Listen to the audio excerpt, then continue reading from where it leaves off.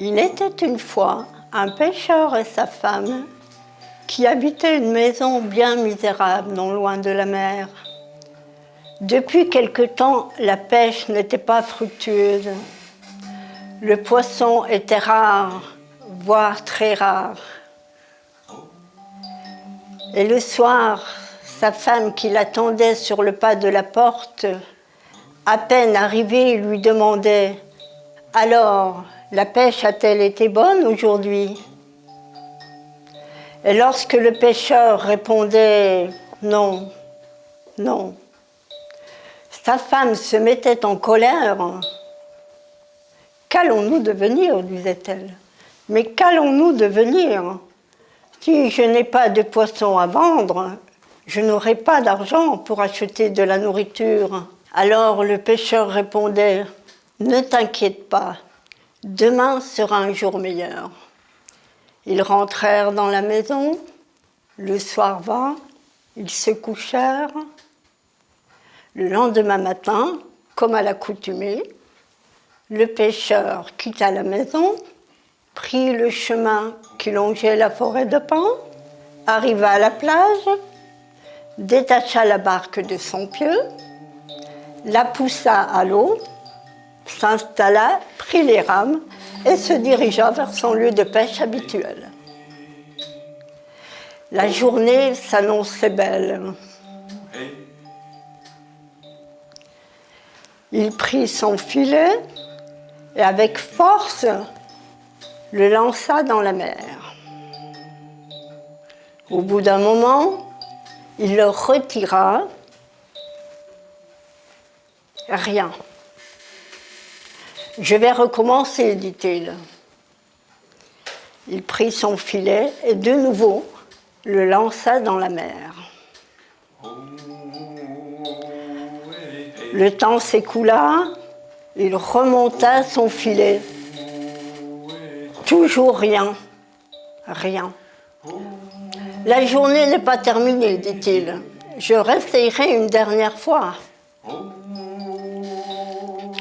Il prit son autre filet qu'il tira du fond de la barque et le lança avec force dans la mer. Il regardait le paysage qui l'entourait, ce paysage qu'il aimait tant. Au loin, il apercevait le vol incessant des oiseaux qui nichaient dans les grands rochers qui s'avançaient dans la mer. Le soleil brillait, le ciel bleu était magnifique, la mer très calme. Tout cela lui procurait beaucoup de plénitude. Il était temps de retirer le filet. Il remonta le filet. Ah, un poisson s'était pris dans l'émail. Il l'en détacha, le regarda. « Ce n'est pas d'un poisson ordinaire, dit-il. Il est tout doré. » Il le tourna d'un côté, le retourna de l'autre. En effet, le poisson avait des écailles couvertes d'or. Je ne peux pas manger un poisson avec des écailles couvertes d'or. Mais par contre, en le vendant, j'en tirerai un bon prix. Et ma femme sera contente. Elle pourra acheter de la nourriture. Soudain, ô surprise, le poisson se mit à parler. « Pêcheur, dit-il, l'on m'a jeté un sort.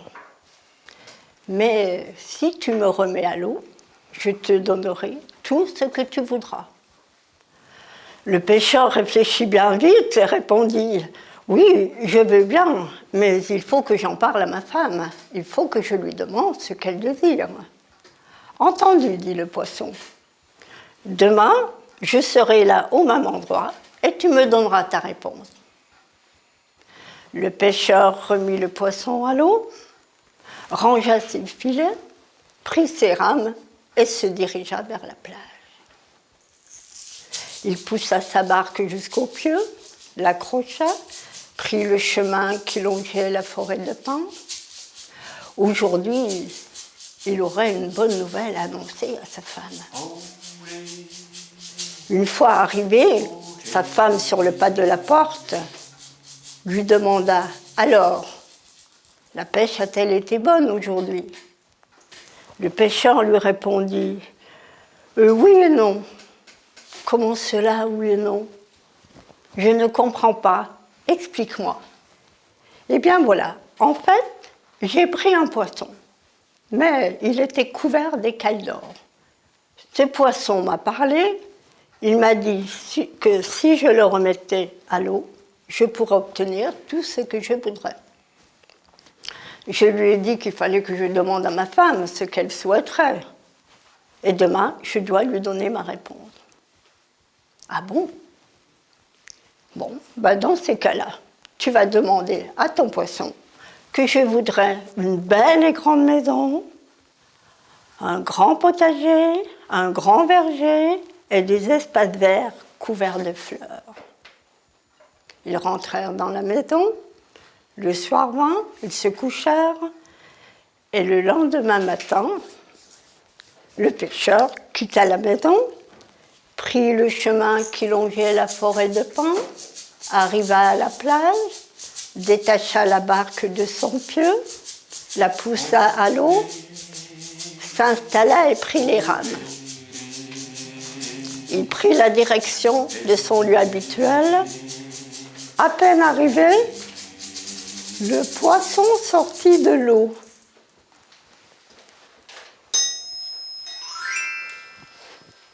Alors, dit-il, que veut-elle ?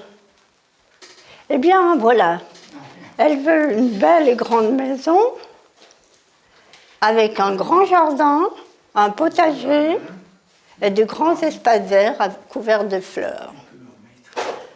Bon, eh bien, c'est fait, dit le poisson. Ah bon ? Oui, oui, c'est fait. Tu peux rentrer. Le pêcheur prit ses rames et prit le chemin du retour. Arrivé à la plage, il tira sa barque jusqu'au pieu et l'attacha.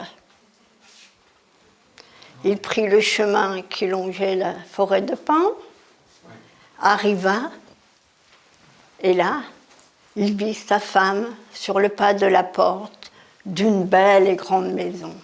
« Tu es content ?» dit-il. « Oui, mais on verra. » Ils rentrèrent dans la maison. Le soir vint, ils se couchèrent. Et le lendemain matin, avant de partir, sa femme lui dit « Écoute, j'ai réfléchi. Une belle maison, c'est bien, mais je voudrais quelque chose de beaucoup plus beau, beaucoup plus grand. Je voudrais un château. » « Un château ? Oui, oui. Va dire au poisson que je voudrais un château. » Le pêcheur quitta la maison, prit le chemin qui longeait la forêt de pins, arriva à la plage, détacha la barque de son pieu, la poussa à l'eau, prit ses rames et se dirigea vers son lieu habituel de pêche. Une fois installé, le poisson sortit de l'eau.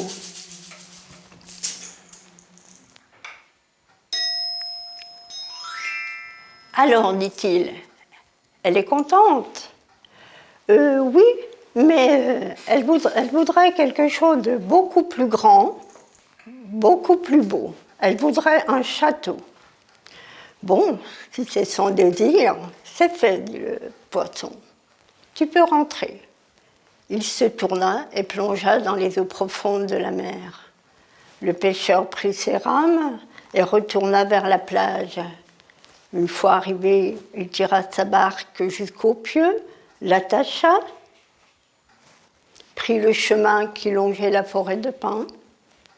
Et là, en levant les yeux en cours de route, il y avait un magnifique château avec des tourelles. Devant la grande porte en bois, des serviteurs lui ouvrirent la porte. Il entra. « Alors, tu es content ?» dit-il. « Oui, mais on verra. » Le soir vint, ils se couchèrent. Et le lendemain matin, sa femme lui dit « Écoute, dans un château, il y a toujours un roi et une reine. Je voudrais être la reine et toi le roi du comté. Va dire au poisson que je veux être la reine. Le pêcheur quitta la maison, prit le chemin qui longeait la forêt de pins, détacha la barque de son pieu, poussa la barque à l'eau, prit ses rames et se dirigea vers son lieu habituel de pêche. Le poisson arriva.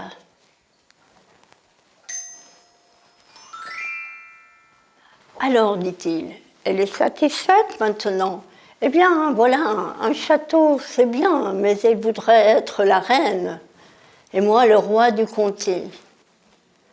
Bon, si c'est son désir, c'est fait, dit le poisson.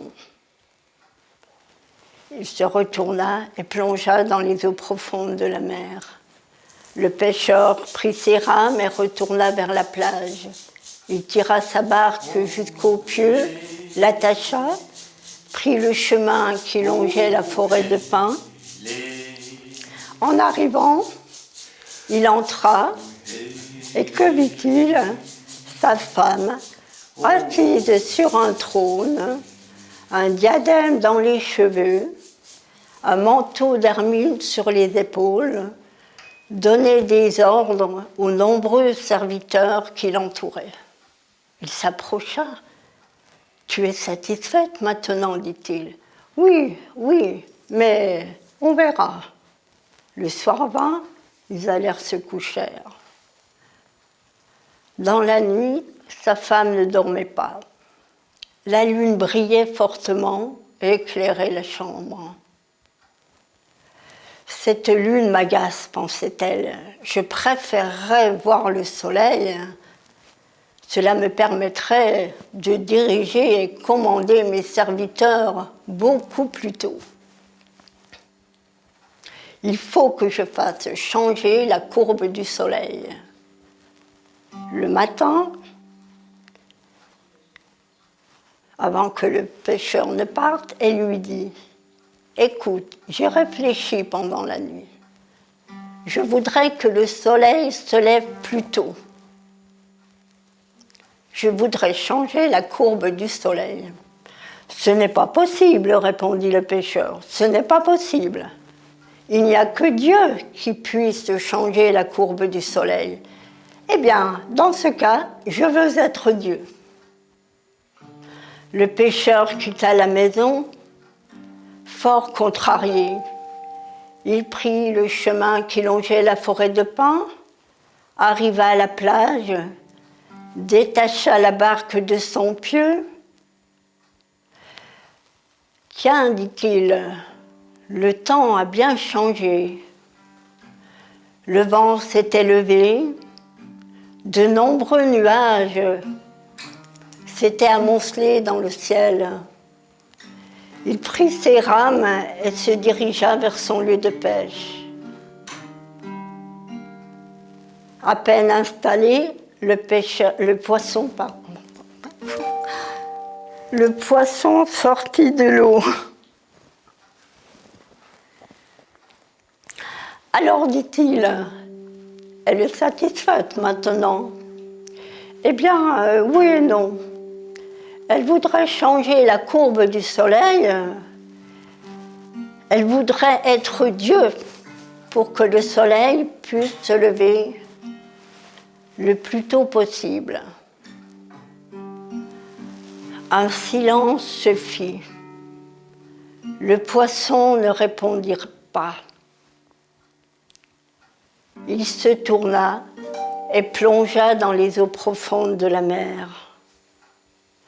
Le pêcheur ne savait quoi penser. Qu'allait-il se produire? Le vent avait forci. De grosses vagues s'étaient formées. Il prit ses rames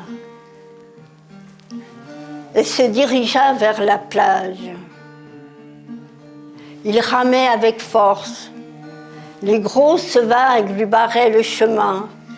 Il avait beaucoup de mal à diriger sa barque. Enfin, il arriva à la plage. Ce retour avait été très pénible. Il était exténué. Il tira sa barque jusqu'au pieu, l'attacha et prit le chemin qui longeait la forêt de pins. En cours de chemin,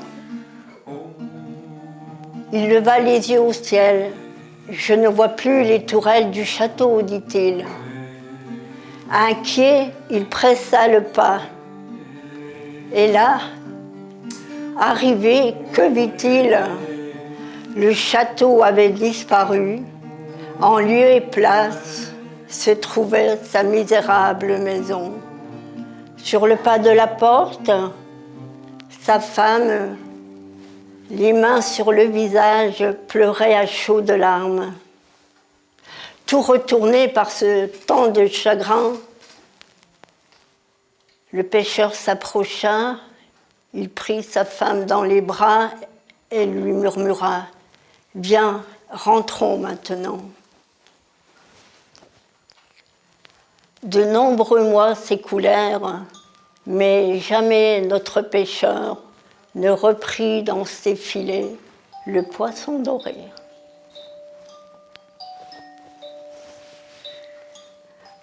Trois tonnes.